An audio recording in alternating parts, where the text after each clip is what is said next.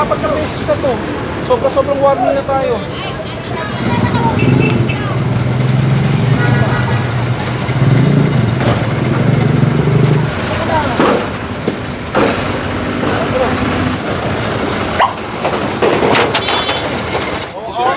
Ayan, anak ko, mabait yan.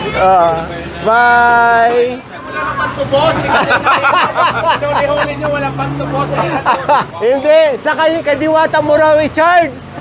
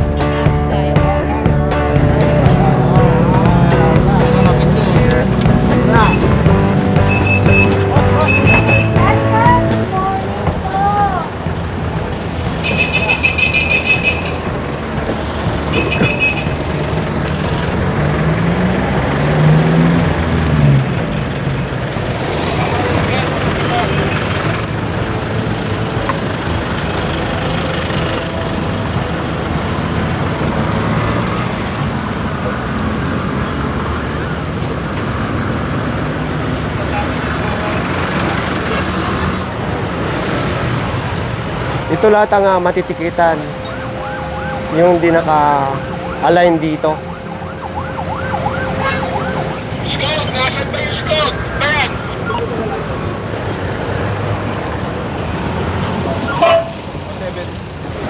Magandang umaga sa inyong lahat. Ngayon ay July 2, 2024 at sa oras na 9:30 ng umaga. Nandito ngayon ang Special Operations Group ng MMDA sa pamumuno ni Sir Gabriel Go dito sa may Rojas Boulevard, Service Road at sakop ng Pasay City. At muli na ng mga nadaanan itong mga jeep dito. At ayan, pinagtitikitan. Ngayong araw ay magsasagawa ng site clearing operation saka illegal parking. So iwanan na natin yan dahil pagtitikitan na lahat yan. So dito tayo sa school.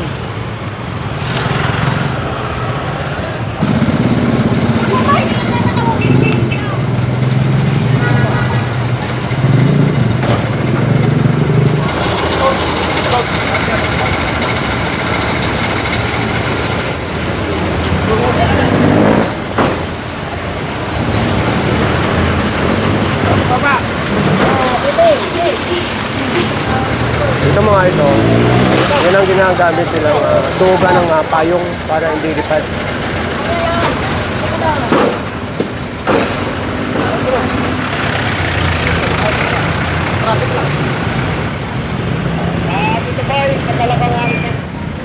Sa part tayo ng Pasay.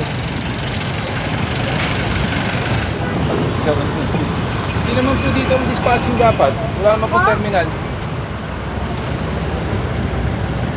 Sa ano namin po, sa pakikipag-usap po namin kina Mayura at saka kay dating hepe po ng traffic po. Ito po yung binigay sa amin na loading area. Loading area lang po ito. Hindi naman po yung parkingan na talagang dito maging steady. Paano po naging loading area? Tignan mo po yung mga tao. Ayun, ang dami po. Hindi nga sir, pagka nakasakay naman na yan, aalis naman kaagad yung jeep eh. Loading area, isa-isa lang po yan ang Tapos pumupunta bangketa dito. po yan. Nabigyan po ba kayo ng permit? Wala naman po kami permit pero yung pag-usap po kami sa LGU ng Pasay po. Sige, alamin ko po. Pero Opo. ang sa akin po, bangketa yan. Hindi nyo pwedeng harangan. Ito po, bike lane, kalsada. Hindi nyo pwede kami loading area. Wala naman po nakalagay na loading area. Kahit po ay pumunta rin po kaya Sir Artis dati po. Sa piston po kami. Ha? Sa piston po. Oh, wala naman po kami pinipili kung kaninong grupo. Basta pag bawal po yung lugar, bawal po. Ano po yung mga lista niya, number? Mga biyay? Opo, number po ng mga jeep na dumating na yun. Grabe. Sa inyo na yan. Tingnan mo muna. Sino muna? O, 660 sa akin Magkapalaw ng tubig yan.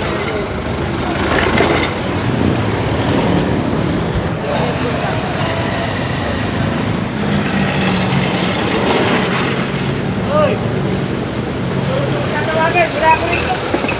Tatawagan. So, ilang beses na nakapasdahan, kaya yun bang gamit nila dito, kumpis kayo na.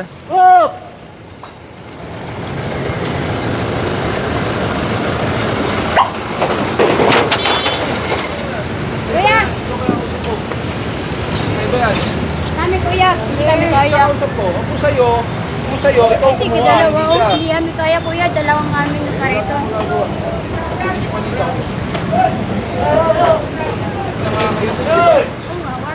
warning? Apat na beses na to. Sobrang warning na tayo. Gusto mo kunin mo yung paninda? O sige, Kunin yung paninda. sige. Kunin mo yung card. O sige. Yung motor. Yung motor. Pati yan, kunin nyo na. Pero kung sa karito kayo ron, dito bihin na nagsawat eh. Ano mga kargay sana? Diba, kuha niyo na. Walang pakialaman. Kunin na lang paninda nyo, pare. Dala lang, di ba? Paninda nyo na lang. Ito. Paulit-ulit na lang tayo. Paninda nyo, kunin nyo paninda. Kanina. Wala naman atang naman. Kasi bro, ito rin mahingay. Yan. Ay, kay. Ikalso eh. Kuha niya, kasi ito lang panina, ito lang karito lang. Oh, kuha na lang daw. Kayo ng warning. Pakilang beses na to. Paulit-ulit na lang tayo.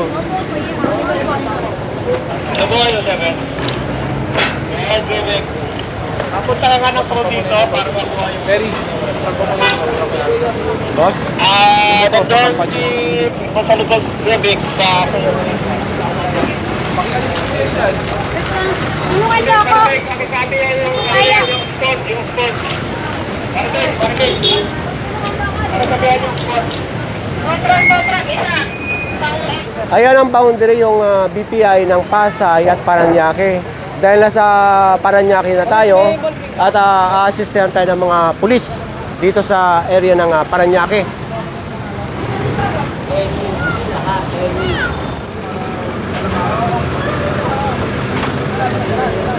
Ay, ito.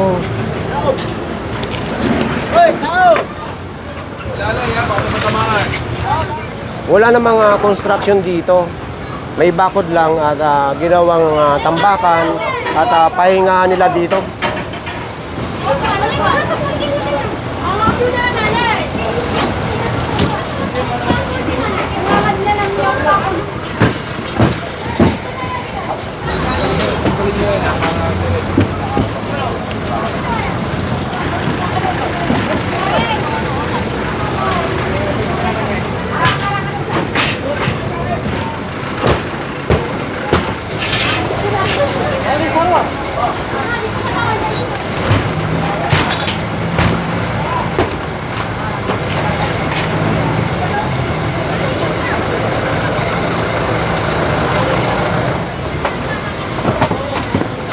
Hindi, nabinta ng Max. Nabinta na Max. Dating Max ito? Oo, Max yan. Nabinta na. Ako, sandal. Under construction po yan. Yan ang Max Restaurant. Ito pala ay nabinta na or ibininta na ng Max. Kaya yan may mga construction. Yun nga lang, habang may construction, dito sila pansamantalang tumitira or nagpapahinga sa lugar na ito. Inisin na natin yan, kunin nyo na.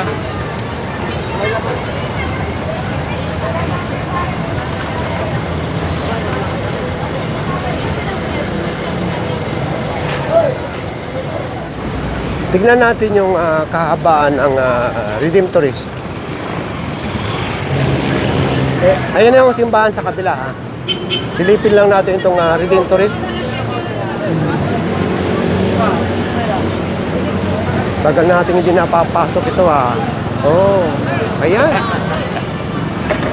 Ito nakikita yung project na ito. Ito yung LRT1 extension. Hanggang sa may ano yan. Hanggang sa may Bacoor, Cavite yan.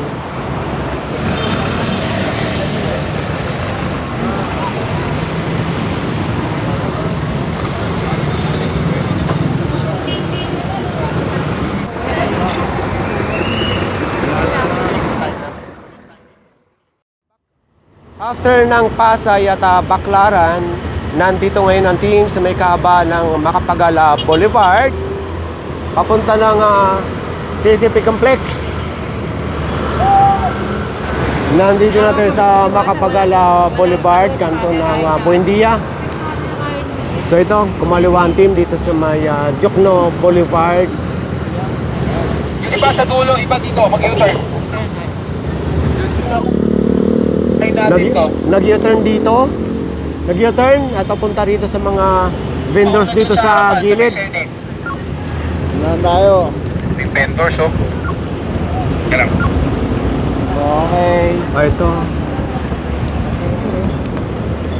Ano yung taxi?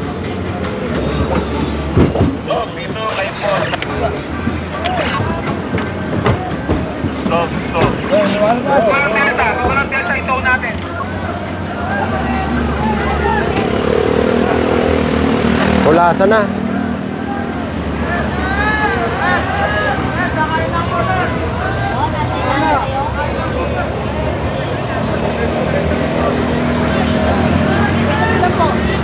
So wala na makakalabas dito.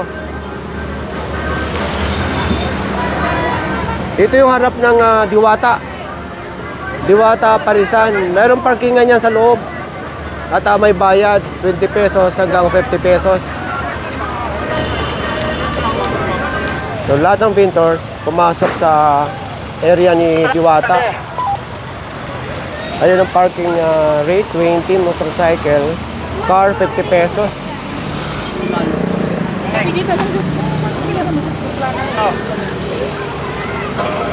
Weng.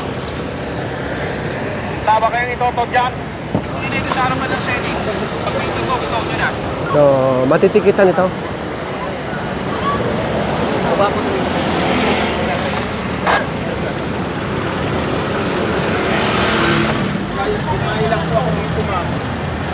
Lahat ng mga dahilan ng mga natitikitan dito ay kumakain lang.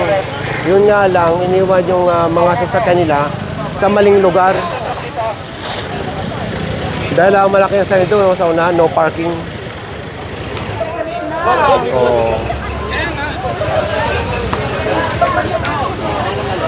Oh, ayan si Diwata. Hindi makita yung ano. Ba't di ka na isama? Ba't di ka na isama sa pwesto sa loob? Pag nag-ticket, alis. Pag nag-ticket, alis.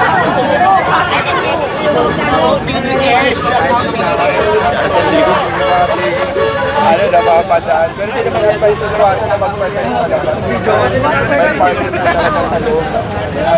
Hello? Palo po kay dada ko. Hello! Ay, Diwata. Naiwanan na tayo dito. After natin sa Jokno Boulevard, nadaanan lang ito sa kahaba ng Buendia. Pabalik na tayo. At nadaanan lang ito. Kunin nyo na lahat yan. Ang galing nyo. Nandiyan yung... So hindi lang natin nabutan ng tinitinda dito, yung lugaw sa tukwa. So ginawa na talagang kusina. Ito. Ito yung lutuan.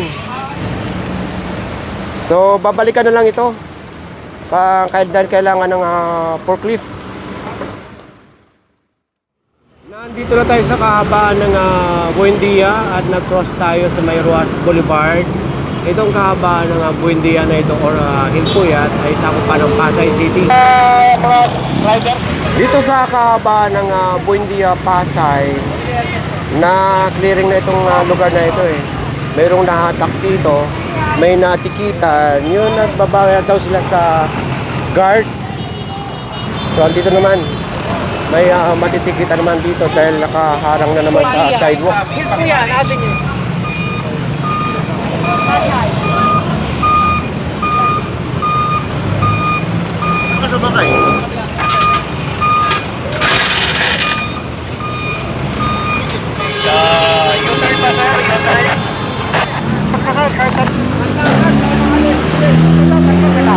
Magmula sa pinaghatakan ng sasakyan na yon, Mayroon din dito sa kabila. At naharangan din itong sidewalk. Okay, tara na. Ang oras ngayon ay 11:15 ng umaga.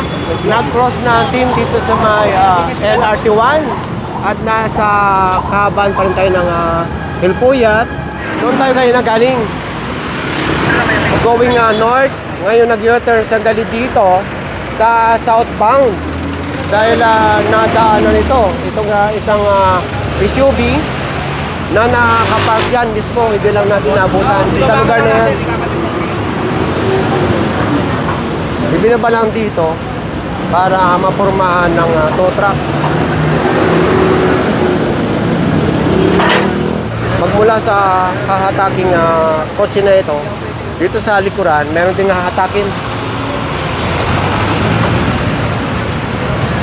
Nakaharang din sa sidewalk.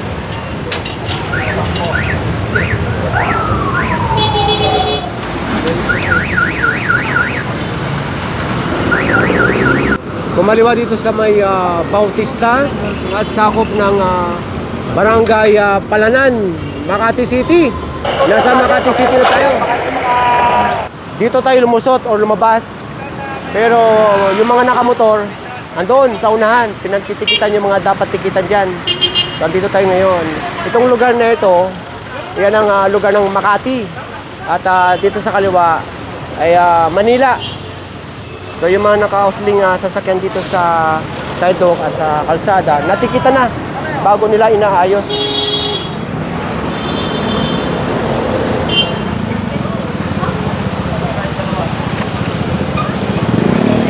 So ganoon din dito, matitikitan din itong mga naka-hustling.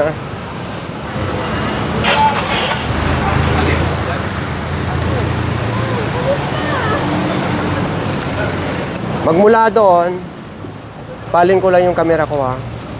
So ito, kantong-kanto, lampas na lampas yung hulihan. Nasa kabaan pa rin tayo ng Zobel Rojas. At ang oras ngayon ay 12 noon. At ito, mayroon pang isang hinahatak. mas mainit. Ayan na yung Osmeña Highway. Pagka diniretso yan, Zobel Rojas pa rin. Yung may mga junk shop diyan sa unahan. Dito siya kasi nakapark sa lugar na ito. So ginitnaan talaga.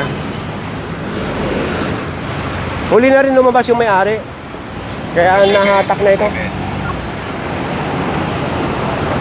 Okay, tara na. Yung traffic light na yan, diyan tayo galing kanto ng Zobel Rojas at saka ditong Osmeña Highway. So, andito tayo ngayon sa may kahabaan ng Osmeña Highway at going north.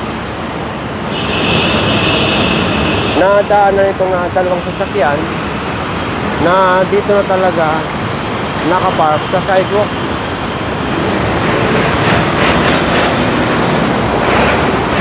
Ngayon, nalaman natin ang may-ari ng sasakyan na ito at nitong van ay iisang may-ari. Ngayon, hindi naman pwedeng dalawang ticket sa isang lisensya. Ngayon, tinanong natin kung ano yung patutuo niya. Ito na lang daw yung truck. Yun na lang ang iiwan yung van na yun dahil maraming laman. Ginawang shop or junk shop. Ito raw, maraming gamit kaya ito ang hindi pa hatak.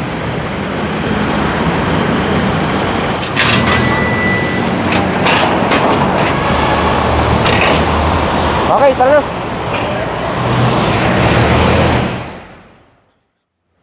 Ang oras ngayon ay 12:45 ng hapon. Ito, nadaanan dito mga nakakulambong sasakyan dito.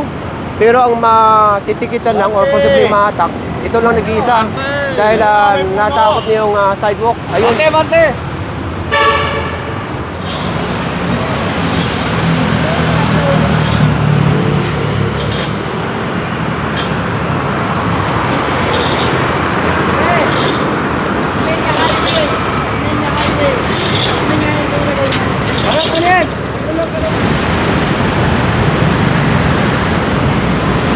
Tara na. Ang oras ngayon ay 12:15 ng hapon.